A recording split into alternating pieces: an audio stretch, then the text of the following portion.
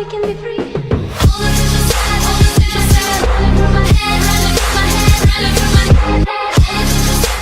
Peggy 18.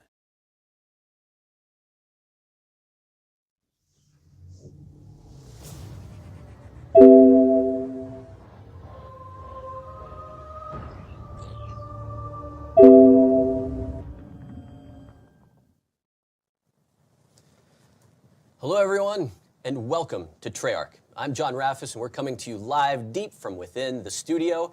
And today, we'd like to welcome everyone that's joining us on YouTube, as well as everyone on PS4 who's joining us through the live event viewer. Glad to have you along. So, as you may have heard, we are here today to talk about DLC 2, our second DLC offering, Eclipse, coming out on April 19th on the PS4. Got 4 new maps, a new zombies experience. A lot to offer. We've also got a little bit of news and special guests, maybe a surprise along the way. But first, we want to dig into everything that Eclipse has to offer, starting with the multiplayer maps. And to do that, I brought a couple friends with me. Miles Leslie, producer, Matt Scrontz, game designer. Gentlemen, welcome. Thanks, John. Good to be here. All right, before we dive into all things multiplayer maps in Eclipse, if you could, tell us a little bit about yourselves. Who are you? Well, I produce the MP maps, and what that really means is I just help help people get across the finish line and help manage, get all the content together, design and art and everyone. So, herding cats. Got it. Got it. Matt, how about you? I am a part of that herd. Yeah. I work on our systems team, designer. I work very heavily on spawns, score streaks, game modes, all the gameplay stuff that deals with the maps and core movement. Core movement? Yep. Absolutely. Well, we're going to be coming back to that in a minute when we talk about some of these maps. Big picture philosophy. This is not the studio's first DLC rodeo. We've done a couple DLCs before. A few. So coming into Eclipse, what is it that you guys wanted to bring to the table for this go-round? So coming out of the shipped game and then into DLC 1 and heading into DLC 2, we really wanted to challenge ourselves in how we can create new experiences for players in these maps. Give something new and push ourselves to also develop new and interesting engagements that we really haven't explored before.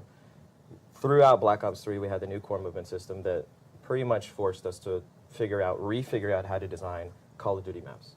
Through that, on the shipped map, it was hard fought, but we did it. We got some good stuff, and then DLC 1, we took those learnings, built it into the DLC 1 maps, and even on the DLC 2 maps, we're taking all those learnings. So every single map, we're taking all the core movement and the fun stuff and building upon it. So this one was really about how can we push and challenge and create some very interesting things across the 4 maps. Well, whenever you talk about creating those interesting experiences and how core movement factors into it, I think it probably is best for us to start out with the map called Verge, all right? And as I'm sure you'll explain, this is a reimagining. Where does it come from, and what are we offering this time around?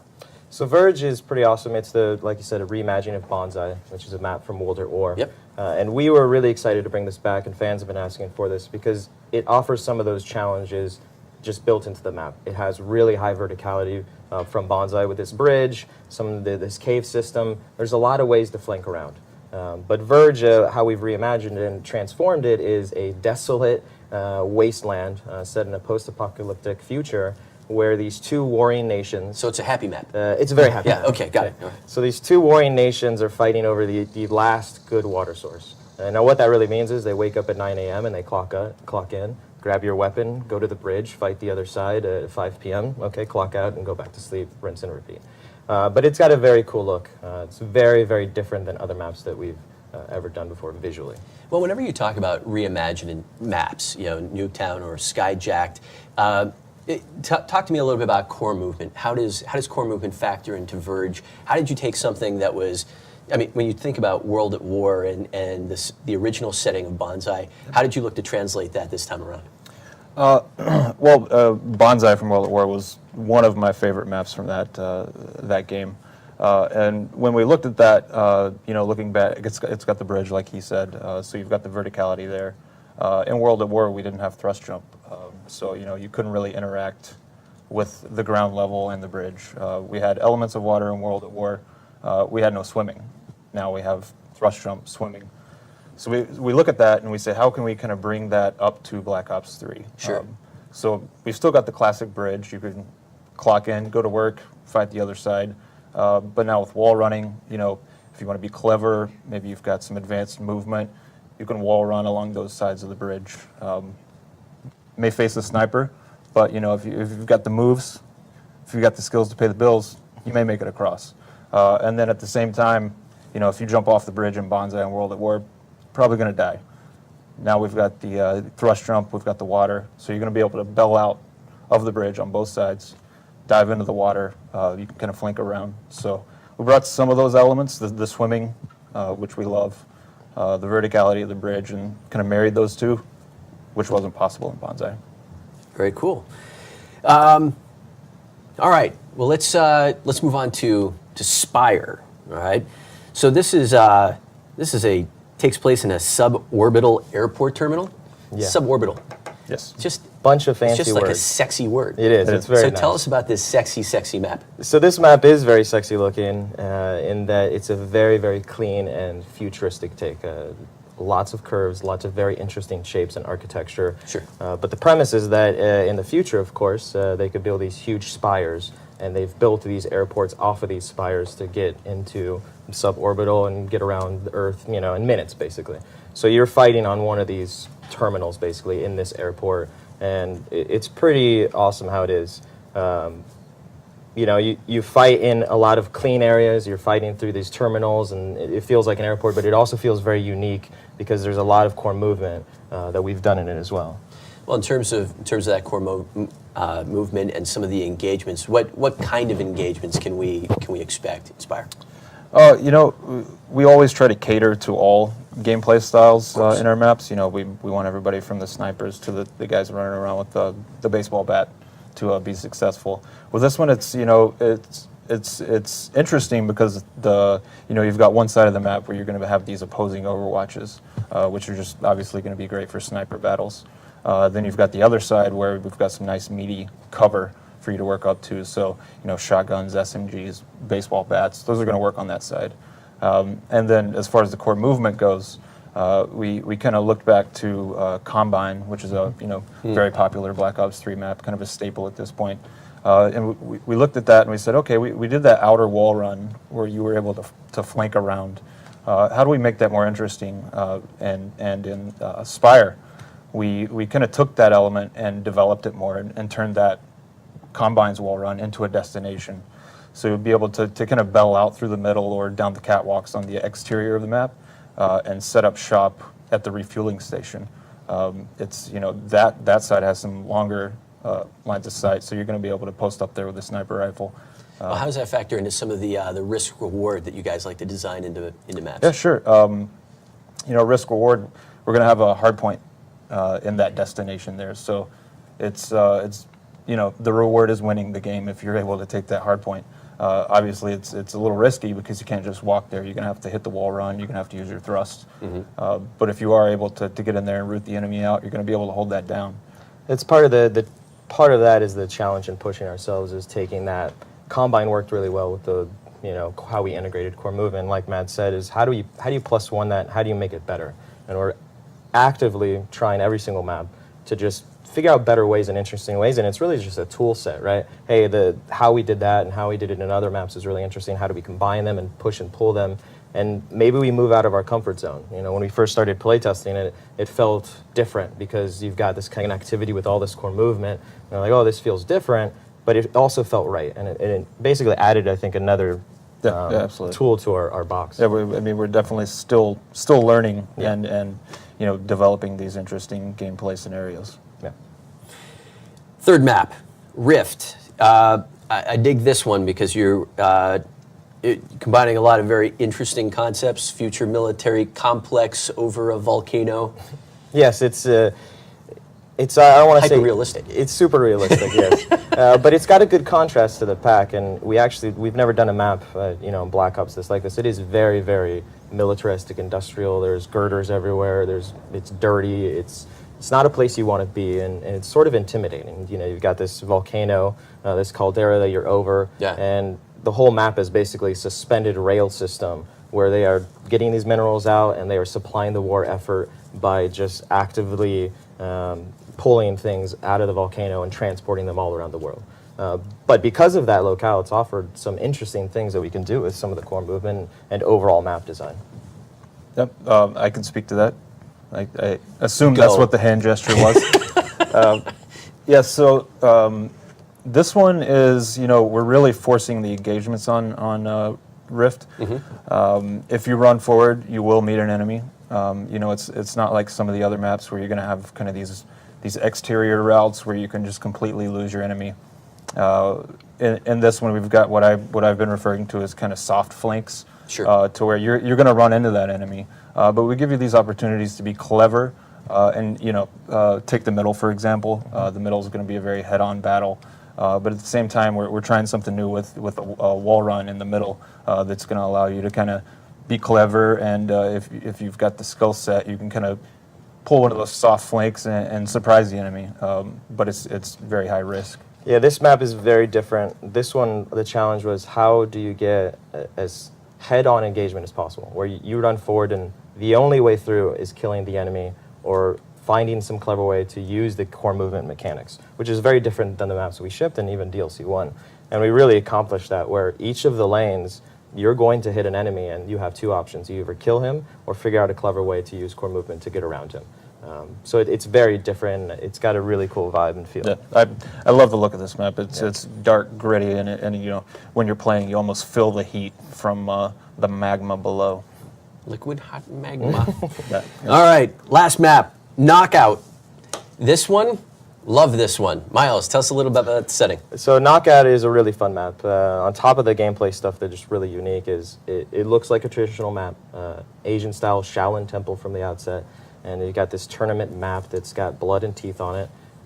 But the twist to this map and the contrast is that it's actually a privately owned island. So a super rich dude, right, like yourself, John. Well, this sounds like my bachelor pad. I mean, I almost feel like you guys have peered into my life. We did. All of our reference images were from your private island. Okay. But it's basically this guy that has built this really authentic Shaolin temple because he's really into martial arts, and he hires people to come and fight for him on his tournament. But he also loves the 70s, and he loves old school kung fu. Again, the parallels are amazing here. So the interiors, there's one where it's a disco. The guy has his own personal disco with the floors light up, and he's got a disco ball. So you're outside, and you're looking at this very traditional Asian urn, this dragon that's very intimidating, but then you can bust a move by going into the disco for a few minutes, slaying a few people, and then cut out to the rooftops where you can use some of the core movement. Enter the Dragon Goes Disco? Yeah. I can speak to the gameplay. Being a student of the martial arts myself, it's not true. Only in your mind. Yeah. I try. No, so this one is interesting because kind of one of the core concepts of the map is King of the Hill. So a lot of times we'll have these, say on Spire, for example, we have these two opposing Overwatches. And in Knockout, we've got this central trophy room where you would keep your trophies. Yeah. And that's the position you want to fight over. If you're able to secure that position, you're really going to have a lay of the land. You're going to be able to lock it down. You're going to have these exterior rear wall runs on the back side of this trophy room. And then we've got a nice balcony that kind of overwatches the center. I think back to a Black Ops 2 map, which is Slums. It's got kind of a Slums vibe with that big center courtyard. I love that. So with that courtyard, you kind of think back to the Blue Room of Slums. And Knockout, you're gonna be able to have that kind of raised platform in the trophy room and kind of see where everybody's going. And there may or may not be some gongs in this map. I don't know. Yeah, this one again is constantly pushing, and it's all about you want to get to this destination. We do a good job across all the maps of having really good defendable locations that you want to get to, and this map has that. But the King of the Hill aspect is something we really went for. You want to get into that room, you want to get on the mat in the center, and you want to hold it down. And that's where you want to be. So there's constant conflict always in there and holding it down, but it's very hard to do. So that's where the risk and reward comes. If you can and your team can hold it down, you're going to be successful. Awesome. Any closing thoughts on anything multiplayer? Closing thoughts. I think I can speak for myself and the teams. I think we're extremely proud of this pack. I think we've continually elevated ourselves on the design and the visuals and are putting so much into each map that I think players are really responding to that from DLC 1 and the uniqueness we brought there is we're bringing that tenfold into DLC 2 and we'll continue to do that. So I'm really proud of the team that we've been able to continually do that. That would be the main thing, and then the other thing was shout out to Michael Barnes and Rizzo for helping get some of the video stuff going the last minute. Everybody was up late, and That's thanks right. to you too, because I saw some pretty late night emails, so thank you very much. All right, guys, thanks for joining us. Appreciate it. Thanks for having us, John. All right, so that is multiplayer. Before we move on, a few quick announcements. Not sure if you guys noticed, but yesterday we announced that this weekend we have a double weekend. Double XP, double weapon XP goes live tomorrow morning at 10 a.m. Pacific and runs through Monday morning, 10 a.m. Pacific. So if you had any weekend plans, might need to do a little readjusting. But wait, there's more. So this weekend we are also running a free trial of DLC 1 Awakening for PS4 players. You will have the opportunity to jump into Gauntlet, Splash, Rise, the reimagined Skyjacked, as well as have access to Der Eisendrache. And lots of gameplay in store for you for DLC 1. Oh yeah. And that, again, goes live for PS4 players tomorrow at 10 a.m. Pacific, runs through Monday at 10 a.m. Pacific. But all that talk about Der Eisendrache, we're going to have a special guest at NoahJ456 who's going to jump into a little bit of Eisendrache gameplay in a bit. It's addictive. I just need to say it. But we're going to chat zombies a little bit with none other than Mr. Jason Blundell, director of Zombies. Jason, welcome. Thank you, John. How are you doing? Doing well, thank you. Fantastic. So, Jason, Yes. DLC 2 Eclipse has a new zombies experience. Tell us, what are we giving to fans in DLC 2? So DLC 2, we're going to the Island of Despair.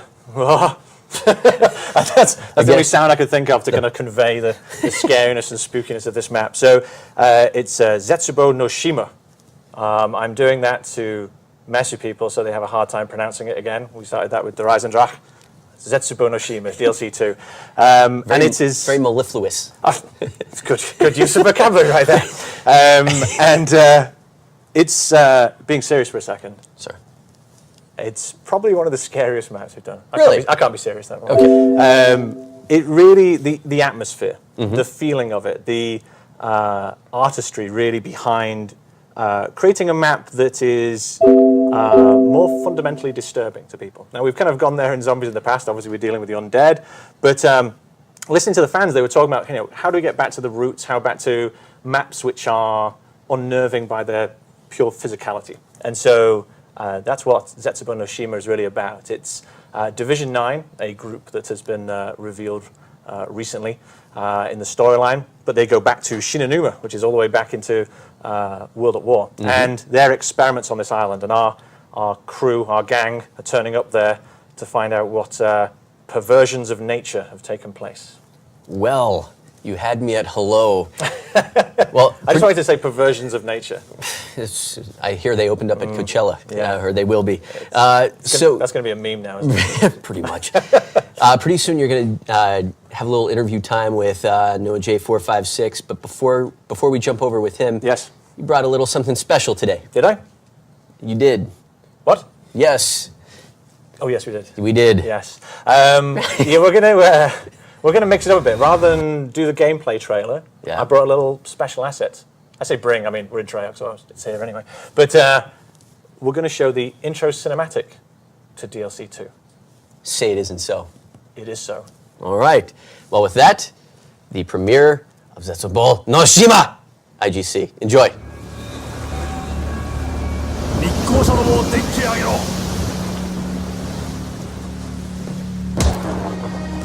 恥さらしめが日本を裏切り陛下にあだなすとは。Take it easy, Tack.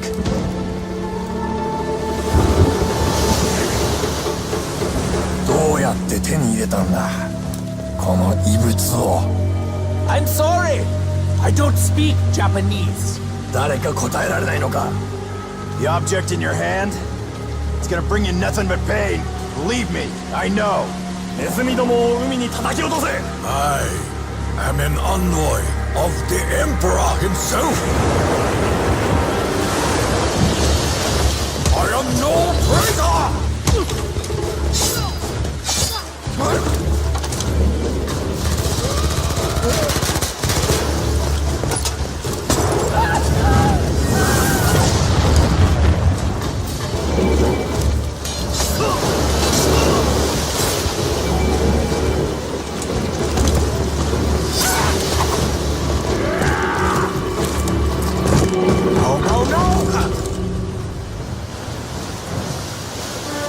That was close. Yes, a little too close. We must go, now!